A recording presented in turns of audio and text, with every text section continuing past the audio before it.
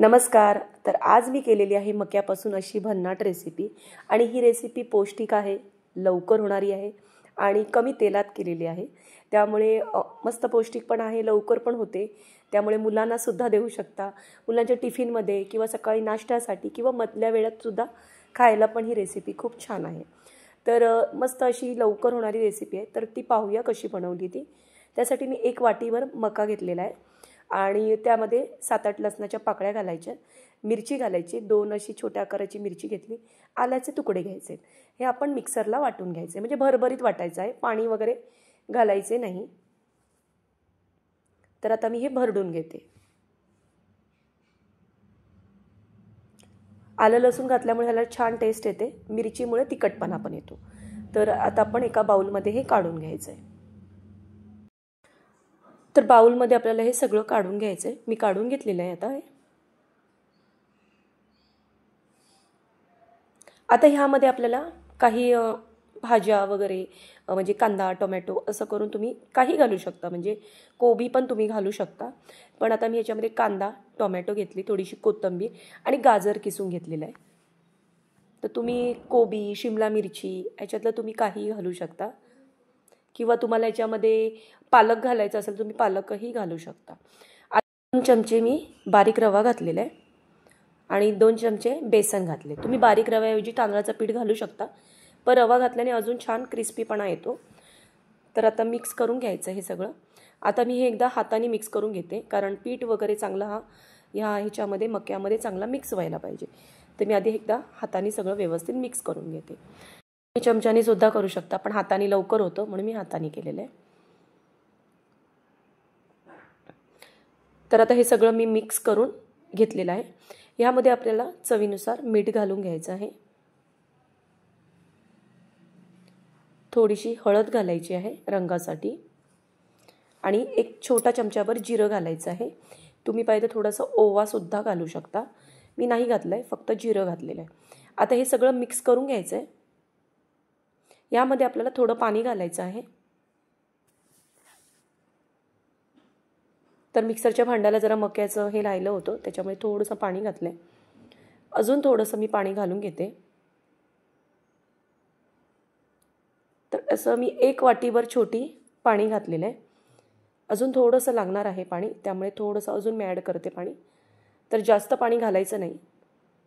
हे बघा, ह्या पद्धतीमध्ये आपल्याला हे बॅटर करायचं आहे. हा पदार्थ ना लगेच होतो आणि जास्त तेलही लागत नाही. त्यामध्ये सोडा वगैरे तुम्हाला काहीही घालायची गरज नाही आहे, तरी मस्त हा पदार्थ तयार होतो.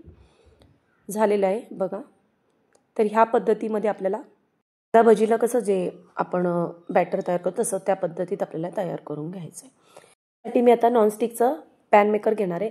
यामध्ये तुम्ही ना पॅनकेक बनवू शकता किंवा आमलेट किंवा उत्तप्पा छोटे छोटे. छान आहे हे पॅन आणि लवकरही होतं.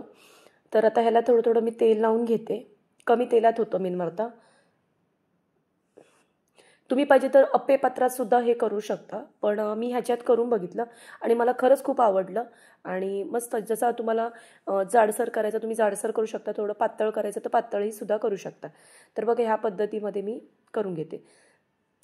1 चमचाभरच घेतलेलं आहे, ते आपल्याला असं थापून घ्यायचं आहे, पसरून घ्यायचं आहे, जे आपल्याला आकारामध्ये आहे त्या.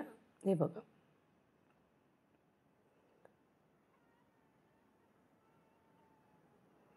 तर ह्या पद्धतीत आपल्याला हे करून घ्यायचं आहे. असे हे 4ही मी करून घेतलेले आहे. नंतर ना हे बारीक गॅसवर आपल्याला करायचं आहे, कारण ह्यामध्ये मका आहे. मका तर लवकर शिजतो, पण रवा आहे, बेसन आहे, थोडंसं भाजायला पाहिजे व्यवस्थित. हे आपल्याला बारीक गॅसवर करायचं आहे. तर आता मी साईडने असं बाजूनी तेलसुद्धा सोडायचं आहे जेव्हा आपण करून झालं थोड्या वेळाने. आता मी एका साईडने परतून घेते. हे बघा. तर जरासुद्धा कुस्करं होणार नाही आणि मस्त असं होतं. आणि एका साईडने भाजून घ्यायचं, नंतर दुसऱ्या साईडने सुद्धा तसंच आपल्याला भाजायचं आहे.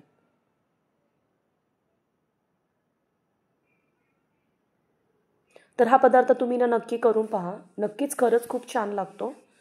आणि हा पदार्थ तुम्ही पुदिन्याच्या चटणीबरोबर किंवा तुम्ही सॉस बरोबर खूप छान लागतो. तर पलटून झाल्यानंतर आपल्याला परत थोडंसं तेल साईडने सोडायचं आहे.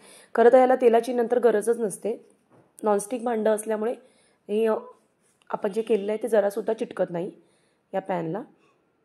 आता आपण दुसऱ्या बाजूनी पण पलटी, असं 2 वेळा करायचं आहे आपल्याला, पलटून घ्यायचं आहे.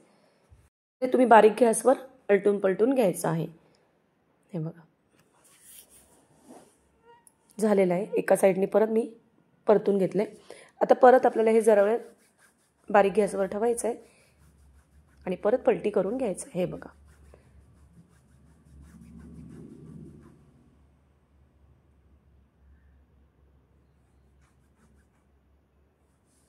तर आता हे झालेलं आहे. आता मी काढून घेते. असेच मी सगळे बाकीचे हे करून घेते. लवकर होतात आणि खूप छान लागतात. तर मुलांना मी हे संध्याकाळी टायमाला करून दिलेलं होतं.